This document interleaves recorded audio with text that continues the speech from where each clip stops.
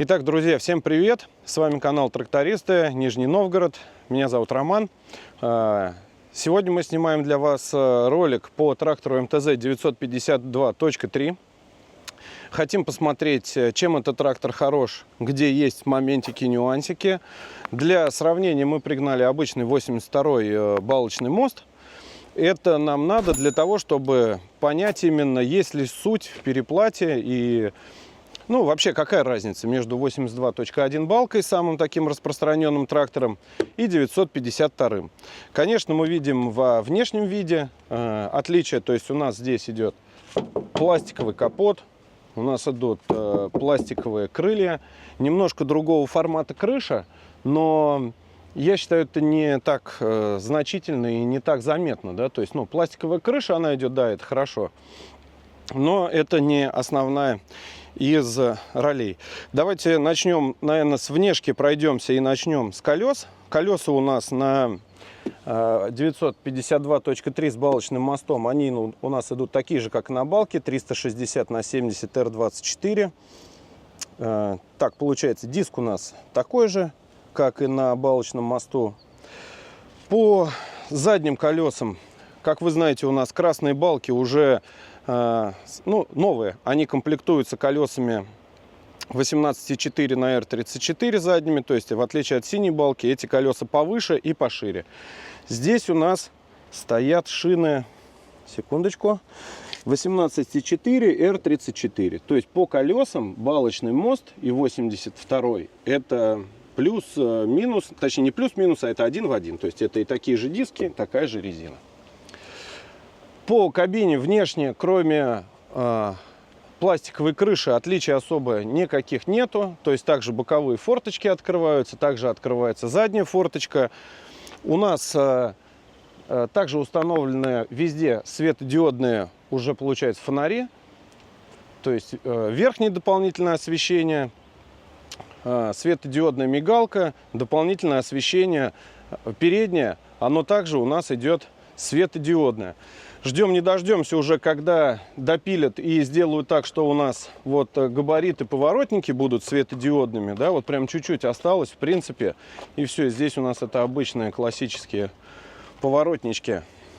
Так, с задней стороны, с задней части трактора, у нас получается здесь тоже, только вот пока не светодиодные, это габариты, стоп-сигнал и поворотник. Коль мы уже здесь оказались в задней части трактора, давайте посмотрим, как у нас все устроено здесь. Здесь есть небольшие изменения. Сейчас о них расскажем. Итак, по изменениям у нас идет здесь два клапана воздушных крана. Вот у нас идет один. Это идет на тормоза. И второй у нас идет красный. Он прямой уже с ресивера. В принципе, вот. Дальше у нас идут пластиковые баки. То есть здесь такое же убранство, как и на 82.1. Добавился только тормозной кран. И пластиковые крылья. Кому-то это удобнее, кому-то это лучше, кому-то хуже. Пластик задел, он у тебя лопнул. Железо у тебя погнулось, ты его можешь, в принципе, выстучить, как бы выколотить, да. Пластик не гниет, железо гниет. Ну, здесь уже на вкус и цвет. То есть кому что нравится, да, кому что нравится. Вот, в принципе, задняя навеска, никаких кардинальных отличий от балки у нас нету. Даже нет смысла показывать и сравнивать. Так, пойдемте в переднюю часть. Тут, в принципе, с боковой части каких-то внешних нам особо тут и незаметно. Мы откроем, когда капот, заглянем под кабину. Там мы различия покажем с 82.1. И в передней части у нас получается у этого трактора подлиннее. Здесь у нас стоит уже другой брус. И вот в данной комплектации у нас установлен уже кронштейн под груза. То есть мы переднюю сцепку можем с ней попрощаться, сюда накидать груза, струну, пожалуйста, все, трактор укомплектован передними грузами. Данный трактор у нас 952.3, он с кондиционером, то есть стандартной комплектации у него идет кондиционер. Доехали с базы, прокатились вот до места съемок. В принципе, ну, с закрытыми окнами, дверьми ехал. Пусть недолго, но в салоне находиться можно. Это не как поход в баню. Так, вот еще хочу обратить внимание на этот капот. Он мне чем-то напомнил капот от 82.3. То есть, получается, немножко изменена вот эта вот часть, да. То есть, тут фара обычный квадратный, но такой же плавничок, ориентир на центр здесь у нас имеется. Внешне балку вы видели уже неоднократно. У нас есть и обзоры. То есть, это у нас обычный наш работяга. 82.1 балочный мост. Здесь также у нас балочный мост. Сейчас мы с Алексеем откроем капоты и посмотрим, сравним именно уже внутреннее убранство. Здесь у нас получается в 952.3 двигатель турбированный. Он мощнее. Здесь у нас 95 лошадиных сил. 82.1 у нас все-таки 80 лошадей. Поэтому этот красавчик 952.3 будет помощнее. Итак, сейчас мы открываем капоты здесь и здесь. Напоминаю, что балочный мост у нас просто вот для сравнения, на фоне, чтобы был. Вот, весь упор будем делать на 952.3. Да, ребят, открыли капоты. Давайте посмотрим и пройдемся по внутреннему убранству. Сразу хочу сказать, что на данном тракторе у нас стоит двигатель D245.5S2. Предлагаю перенестись в переднюю часть. Здесь у нас идет корпус воздушного фильтра, что удобно. Здесь у нас идет гидравлический бак на рулевое управление, что тоже удобно. И вообще в целом вот хочется заметить с 82.1 вот такое открытие капота, оно намного облегчает доступ к каким-то основным узлам. То есть вот в том варианте, где у нас капот откидывается, получается, вперед, то это не очень удобно. Здесь удобный доступ ко всему. В 952.3 у нас, получается, аккумуляторы стоят спереди, на что многие у нас в комментариях ругались, что оператор дышит парами от аккумулятора. Да, здесь есть вот всякие вентилируемые вот эти вот отверстия. Из них, да, действительно выходят пары, и люди этим дышат, операторы этим дышат в кабине. Здесь у нас, получается, аккумуляторы впереди, сзади аккумуляторный ящик в кабине есть, но там он никак не используется, то есть туда можно складывать инструмент, либо какие-то свои там штучки, что вы возите с собой, я уж не знаю. Так, давайте дальше по порядку. У нас здесь получается бутерброд. Здесь у нас радиатор, прошу прощения, радиатор кондиционера, интеркулер и радиатор охлаждения. Радиатор охлаждения мы с Алексеем посмотрели от 82.1, он отличается. Мы чуть-чуть попозже вам покажем с той стороны серийный номер этого радиатора и радиатор на 82.1. Над компрессором у нас установлен компрессор, воздушным компрессором, у нас установлен компрессор кондиционера. Вот на каких-то моделях я смотрел, это был Август, а здесь уже какой-то все на иностранном TCCI. TCCI, вот такой вот компрессор, кронштейн для регулировки натяжки ремня. Ну, получается, логично, что у нас там уже и шкивы идут для дополнительного ремня, который идет на компрессор кондиционера. Но были вот Август, какое-то время назад были компрессоры Август. Да, у нас тут на 8, по-моему, лопастей идет вентилятор пластиковый. Дальше у нас идет топливка, она двухрычажная, с подкачкой. И эта топливная аппаратура, она импортная. Что мы знаем об импортной топливной аппаратуре? То, что она прихотлива к качеству солярки. То есть Ногинск, он хавает все подряд, даже водички немножко хапнет, что невозможно как бы избежать. И с ним все нормально. Плюс ремонт Ногинского, он достаточно дешевый. Здесь у нас получается ремонт этой топливки будет намного дороже. Здесь у нас стартер идет белорусский, то есть это прям батешный, хороший, добротный стартер. Провода, кстати, вот на аккумуляторные, прям вот так вот.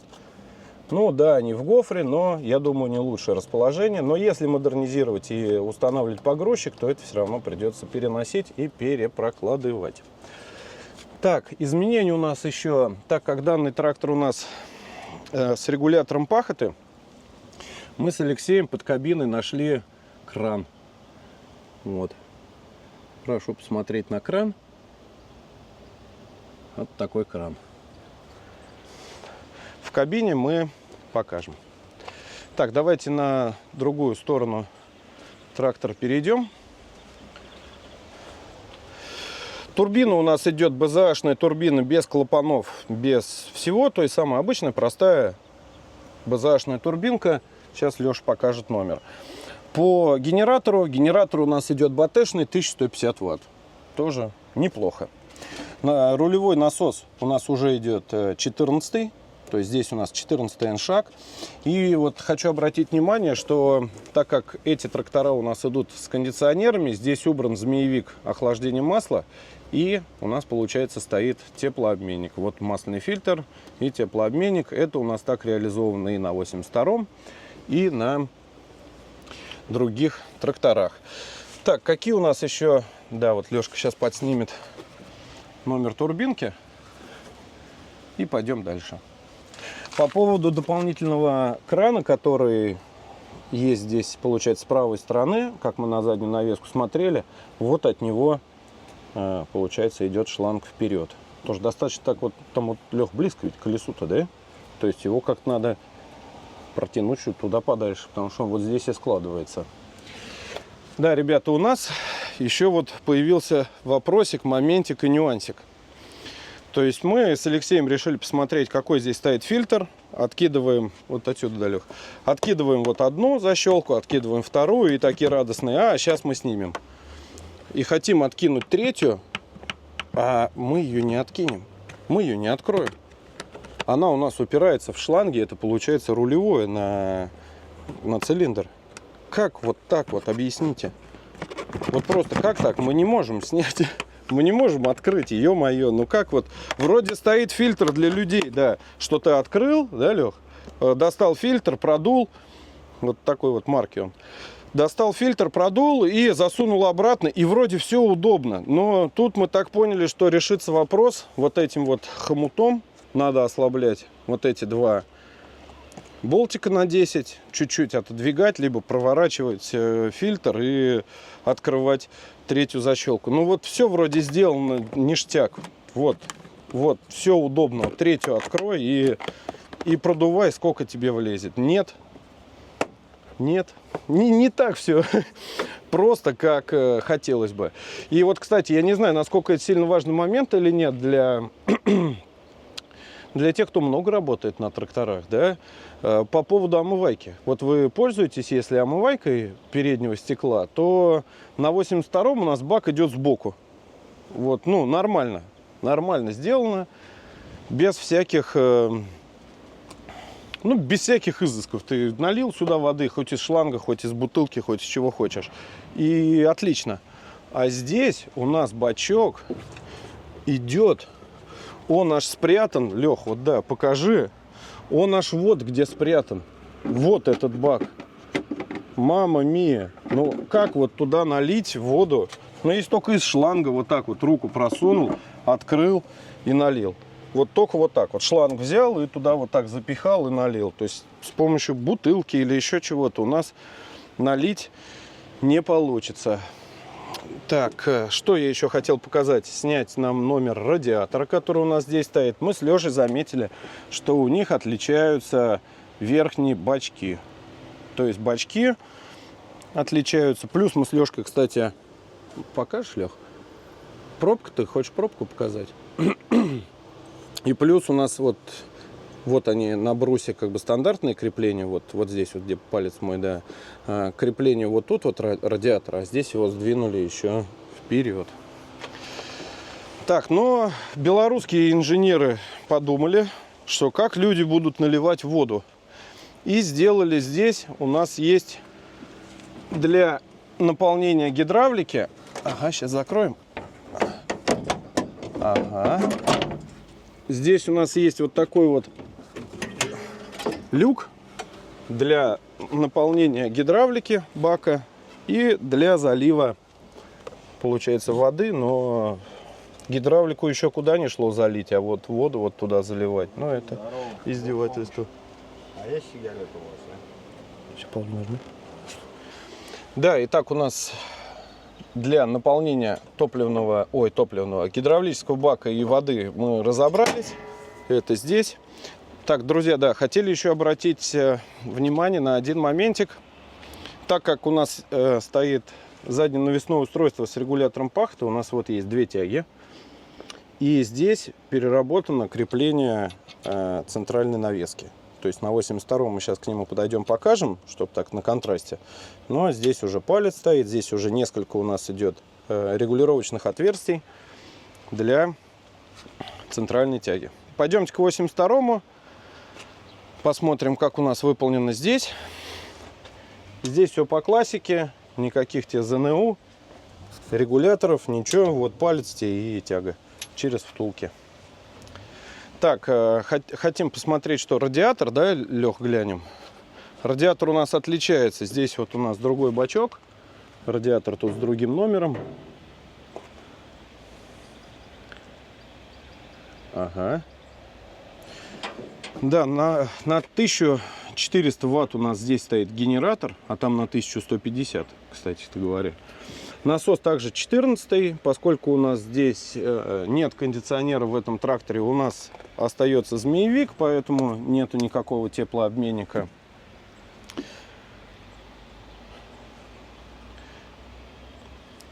Так, нет также у нас здесь вот тройничка на воздух, на дополнительный кран.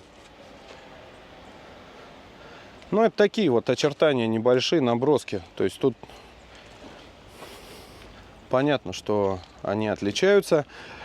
Здесь у нас получается также двухрычажная ТНВД, но это уже идет Ногинск. И получается у нас здесь стоит Prestolite Electric. Это Made in China. Наши китайские братья сделали стартера и поставляют их на завод. Здесь комплектуется уже не БАТ, это у нас идет обычный китайский стартер. Так, ну что, предлагаю сейчас нам перемещаться в кабину, так как технически мы уже посмотрели, как отличаются трактора. И давайте будем перемещаться в кабину. Начнем с 952.3, дальше сядем в 82.1. Сейчас я в кабине, вон Алексей у нас в секретной точке, где не видно, он так парит, левитирует и снимает. Давайте сейчас откроем крышу, посмотрим, потому что мы с Лешей один прикол тут заметили.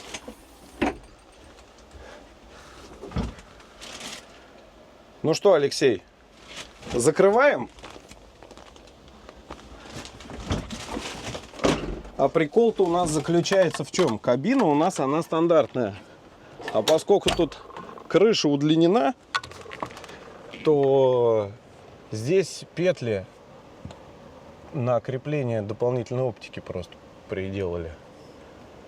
Не знаю, как так получилось, но вот так вот произошло. То есть у нас вот здесь 3 крепления петли, и здесь на одном болту держится петля. Так, ну и что сверху? Так, в верхней части, да, у нас здесь заглушечки. Это получается дополнительная такая штука. Ну и здесь, ну, таких кронштейнах с небольшим зазором. Ну, лучше, чтобы играл, наверное, когда едешь. В общем, вот так. Ну, крыша сама по себе такая добротненькая. Пластиковая, хорошая крыша. Единственный вопрос к креплению петель. Они там по одному болту держат. То есть сверху крышу держит 3 болта, а к кабине крепится по одному болту. Итак, друзья, ну, вроде по всему тому, что снаружи мы прошлись. Давайте перемещаться в кабину 952. Welcome to МТЗ. Итак, ну что, сиденье у нас оно обычное, с регулировкой вперед-назад. Здесь также у нас рычажки идут переключения оборотов ВОМ и блокировка задней навески. Зипы идут с трактором. Это я вынул просто для того, чтобы показать салон, кабину было удобнее. Так, вот он, аккумуляторный ящик, который можно использовать под свои задачи, под инструмент. Это удобно. Это удобно. 4 болта закручены, ключика на 10 нет открыть. Но поверьте на слово, там ничего нету. Даже никаких бонусов нам не положили. Так, по рычагам управления у нас это идет вал отбора мощности, ручной газ. Это у нас идет задняя навеска. Вот она вот такая. Спрячем ее обратно в чехол. Здесь есть даже фиксатор, регулятор. Это у нас получается передний мост, коробка переключения передач. Здесь у нас на стекле есть вот подробная схема, на каких передачах едет трактор. Здесь, кстати, даже указаны вот колеса 18.4 R34. Так, далее у нас идет ручной тормоз. Вот эта штука, я не знаю, зачем она. Вроде как для аптечки, потому что попадалась мне аптечка. Она идет так и пластиковая, как сказать, лоточек такой, с крышкой контейнер. Сюда его так засовываешь, и вот за эту пипульку она должна держаться. Вот за эту выемку. А на лоточке получается пипулька, и вот так это все ложится сюда. Но не знаю, нужна она тут или нет. Мне кажется, нет. Ее можно куда-то бросить вот сюда, либо кронштейн, где-то сообразить на стойке. Вот здесь вот прикрутить. Вот дырочка уже есть. Вот здесь сделал, вот здесь положил аптечку. И эта штука, она бывает, локтем ее нечаянно заденешь, и она отваливается. Так, хочу обратить внимание, что здесь у нас идет уже как потолок.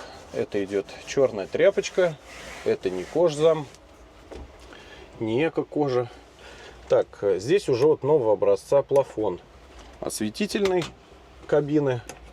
Лампа идет, мне кажется, диодная. Но вот такой вот плафончик нового образца. Ну, приятно, вот что-то новенькое добавляют, приятно. Так, далее у нас идет дополнительное освещение и этот дворник. Как я уже и говорил, управление кондиционером, магнитола, USB. USB здесь есть, AUX. Немножко только вот тут вот с зазорами, ребята. Но немного деформировалась. Но зато вот есть она, магнитола. Так, далее у нас колоночки также идут. Зеркало заднего вида. 4 дефлектора регулировать, куда вам будет дуть кондиционер. Здесь у нас идет кран печки, который надо перекрывать для работы кондиционера. Козырек. Ну, в принципе, вот и все. По панели приборов. По панели приборов у нас получается скорость оборота. Здесь у нас моточасы. И вот этой кнопкой можно еще изменять здесь показания оборота ВОМа. Так, здесь у нас, сейчас поудобнее, вот так вот.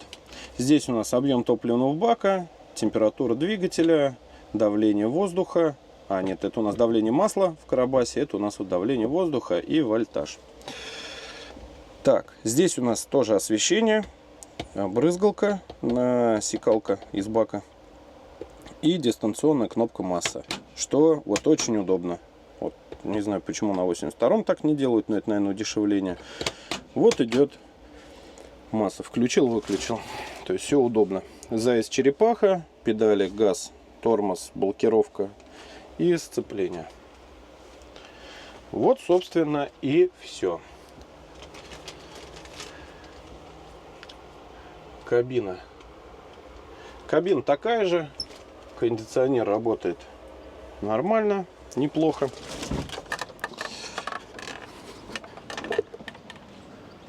В 82-й не пойдем, наверное, у нас уже очень большое количество обзоров снято на МТЗ-82. Это можно посмотреть будет в видео подсказке, либо на нашем канале наберите просто обзор МТЗ-82.1.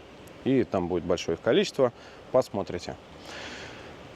В общем, вот такой ролик у нас получился, друзья. Всем спасибо за просмотр, пишите свои комментарии. На все комментарии читаем, на все комментарии стараемся отвечать. Всем желаем крепкого здоровья, большой удачи, крепко жмем руку. С вами был YouTube-канал Трактористы. До новых встреч на нашем канале. Все, всем пока-пока, увидимся в следующем ролике.